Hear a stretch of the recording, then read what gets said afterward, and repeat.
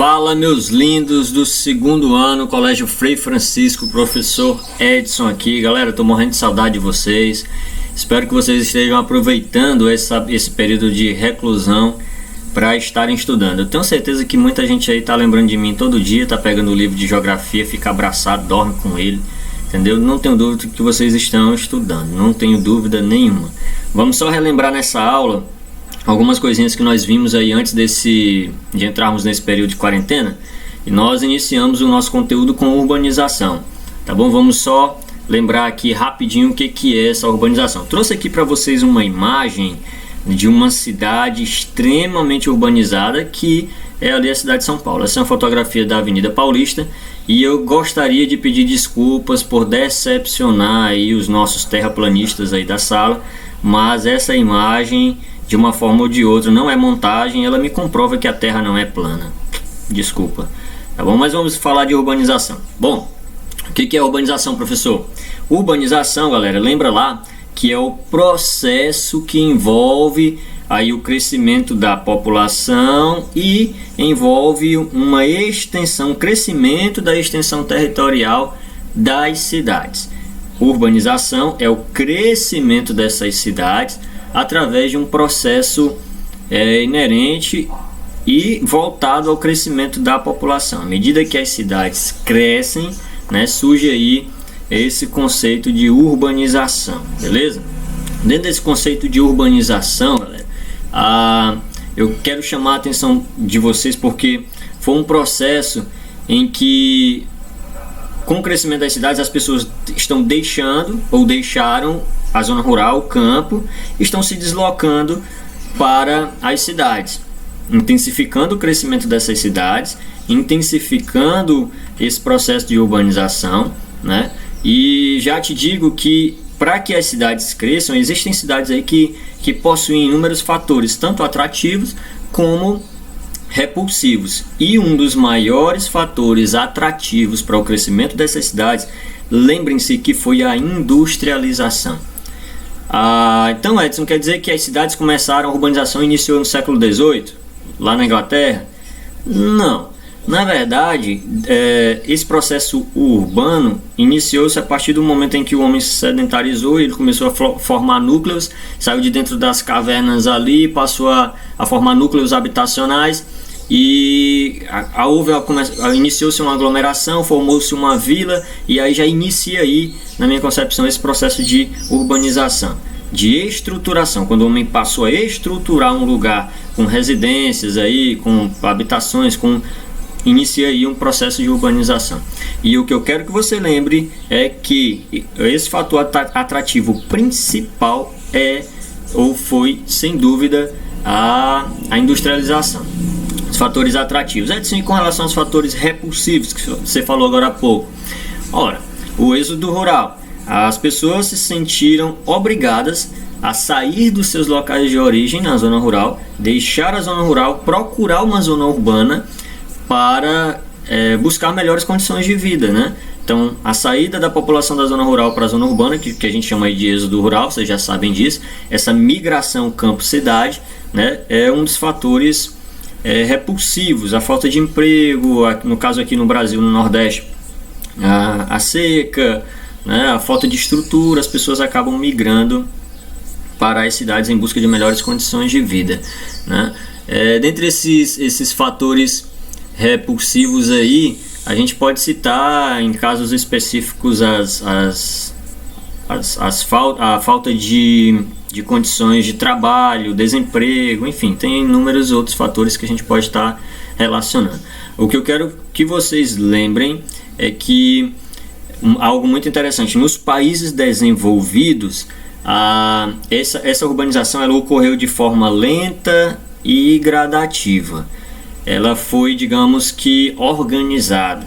Já nos países subdesenvolvidos, como é o nosso caso, como foi o nosso caso aqui no Brasil, essa nossa urbanização ela ocorreu de forma muito acelerada, ela ocorreu com grandes problemas estruturais, ela ocorreu de forma desordenada, não houve uma organização para o crescimento da população. Todo mundo saiu ali, todo mundo entre aspas, saiu ali do campo, correu para as cidades e elas começaram a crescer desordenadamente, formando aí as zonas periféricas totalmente desordenadas aí na grande maioria das cidades no Brasil, beleza?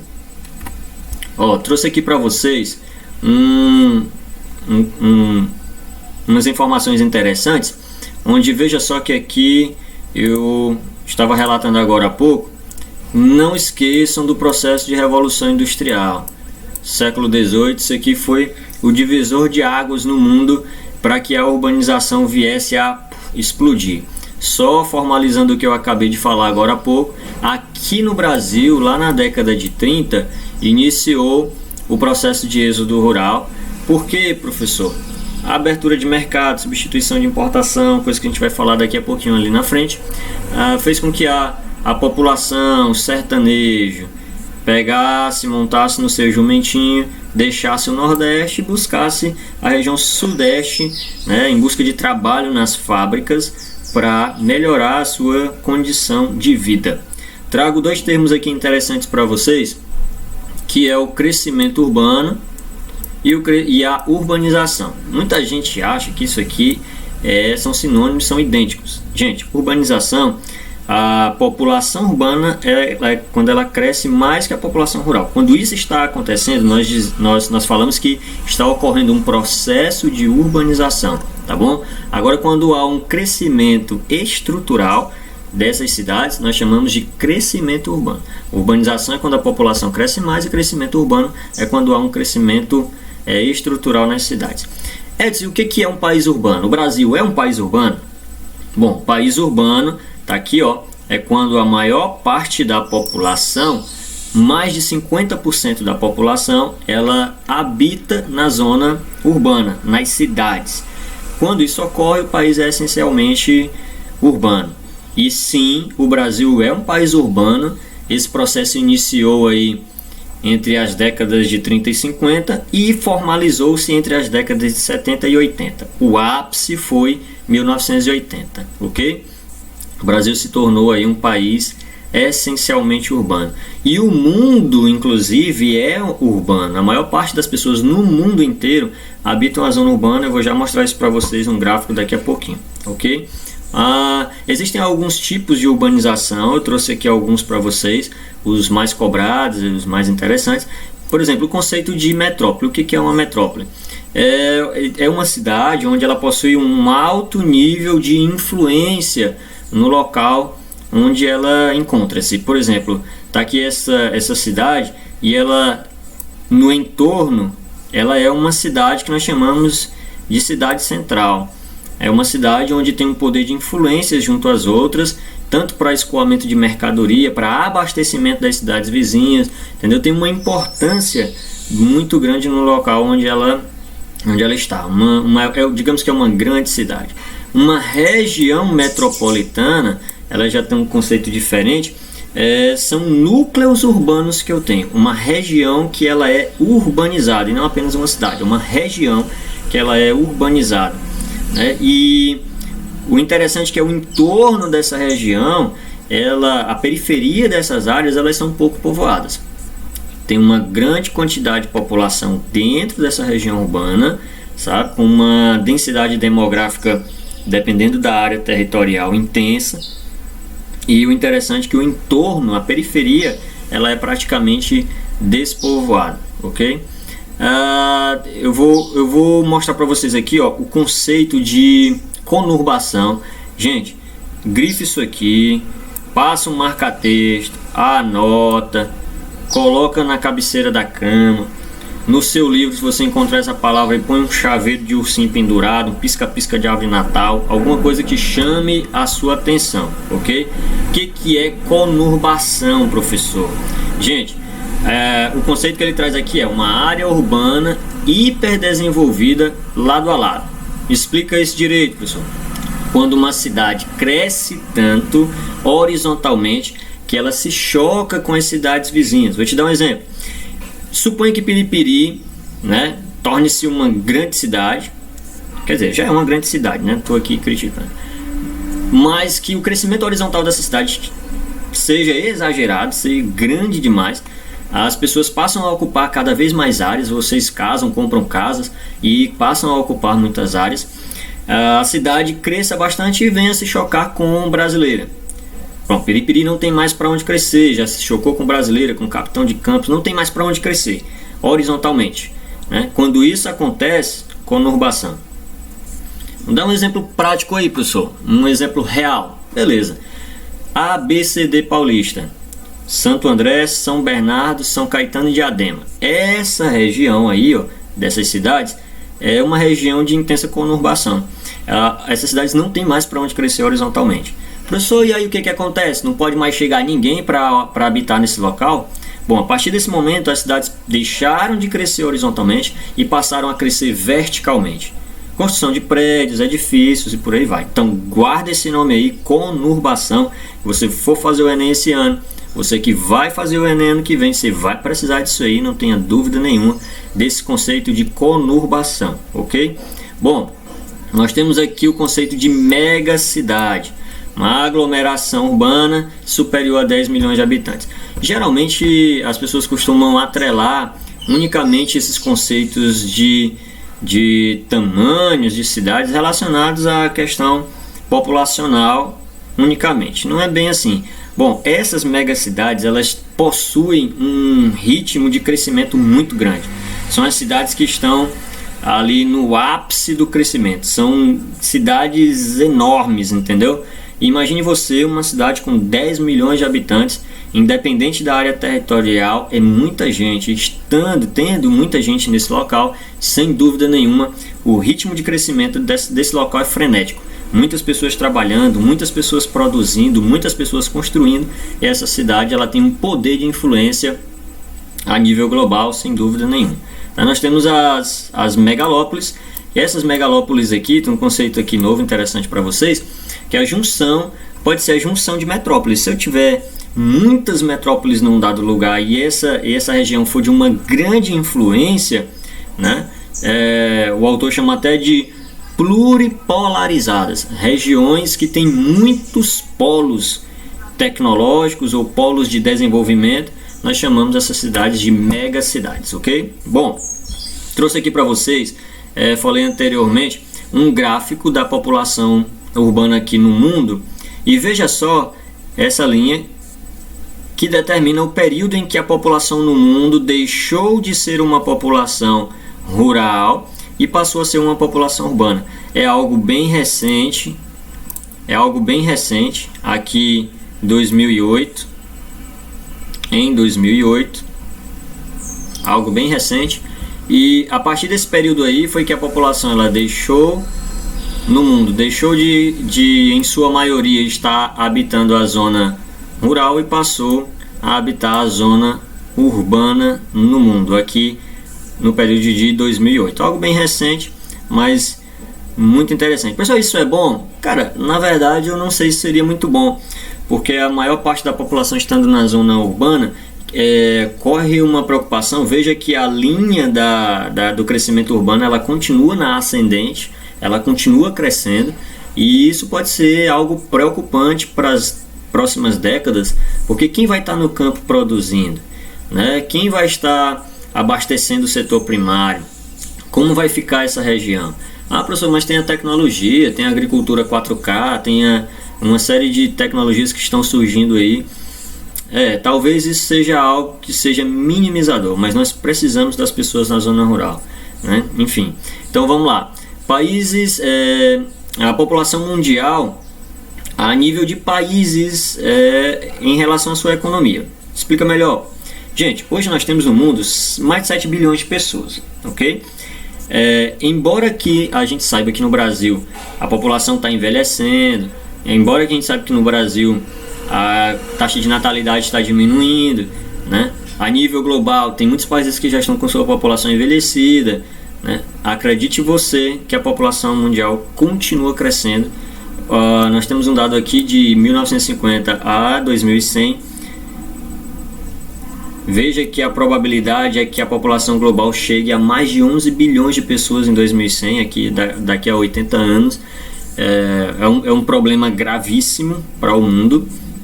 A distribuição dessa população ela encontra-se a maior parte, veja só, que a maior parte está em países que são países mais pobres, países subdesenvolvidos. Isso é algo que preocupa, né? Veja que uma quantidade menor dessa população encontra-se em países aí, menos desenvolvidos, e a menor quantidade dessa população está nos países ricos e mais desenvolvidos. Então, os países mais pobres têm a tendência de possuir um contingente populacional maior, o que é um problema. Vocês lembram que eu falei que um país que tem uma população muito jovem, uma população muito idosa, ela tem ou terá problemas gravíssimos a nível econômico. E vejam vocês, hoje, por exemplo, a Itália, né? A Itália é um país envelhecido. A prova disso, vejam essa pandemia, quantas pessoas já faleceram na Itália, e a grande maioria dessas pessoas são pessoas idosas, pessoas que estão acima de 60 anos de idade e que estão sofrendo, padecendo. Por isso que o índice de óbitos, né, por conta dessa pandemia na Itália está sendo intenso, muito grande e preocupante, porque a maior parte da população lá está envelhecida. No Brasil, nós temos a seguinte situação. Para comprovar o que eu falei para vocês, tá aqui, ó, entre a década de 70 e a década de 80 foi o período, veja aqui, foi o período em que o Brasil ele deixou de ser um país rural e passou a ser um país urbano, né? Nesse período aqui, a maior parte da população, o êxodo rural se intensificou, a maior parte da população deixou a zona rural e passou a habitar a zona urbana. Com relação à evolução da população brasileira a nível de faixa etária de idade, observe aqui que as pessoas entre 15 e 39 anos, que são as pessoas que estão ali na fase da PE, da população economicamente ativa, a tendência, ó, veja só, em milhões aqui, a tendência é que nos próximos anos essa população venha a cair, e a população idosa aqui, ó, entre 60 e 90 anos, venha a crescer. Até 2100 a probabilidade desse gráfico aqui, retirado lá do IBGE. É preocupante, galera, porque a população idosa crescendo e a PE diminuindo, nós teremos problemas gravíssimos com a previdência social muito em breve, ok? É algo que a pirâmide etária brasileira ela está num processo de transição. Taxa de natalidade diminuindo, taxa de fecundidade diminuindo, consequentemente a taxa de mortalidade vai aumentar, a quantidade de idosos vai aumentar, e isso é algo que já preocupa o Brasil para os próximos anos. E para finalizar, vejam vocês aqui que entre 1500 e 1930 lá com Getúlio, o Brasil ele estava numa fase agroexportadora. Os nossos produtos, basicamente aqui o que abastecia a economia brasileira, pau-brasil, cana-de-açúcar, o ciclo do ouro, vocês lembram de todas essas fases aí. E com a cafeicultura, né, com a crise da cafeicultura, iniciou-se então um processo urbano industrial, houve a abertura de mercado. Aqui, ó, por isso que há esse intervalo entre 30 e 50, entre 30 e 70, porque na década de 50, JK, com o processo de substituição de importação, abertura de mercado, trouxe empresas de fora para o país, principalmente automobilísticas, né? E houve uma transição aqui nesse período para a fase urbana, onde a maior parte da população ela deixa a zona rural e passa a habitar a zona urbana. Para a economia isso também muda um pouco, porque a nossa economia ela era unicamente agroexportadora e passou a ser urbano e industrial também, com destaque para a utilização do setor primário por algumas indústrias, certo? O crescimento tecnológico, enfim, está fazendo com que o Brasil ganhe cada vez mais destaque na área do setor primário, entendeu? E a tecnologia na área de produção desse setor primário, beleza? Galera, um grande abraço, foi um prazer essa primeira aula aí pra gente estar relembrando aí algumas coisinhas. Fique em casa, tá bom? E em breve a gente se vê. Valeu, um abraço.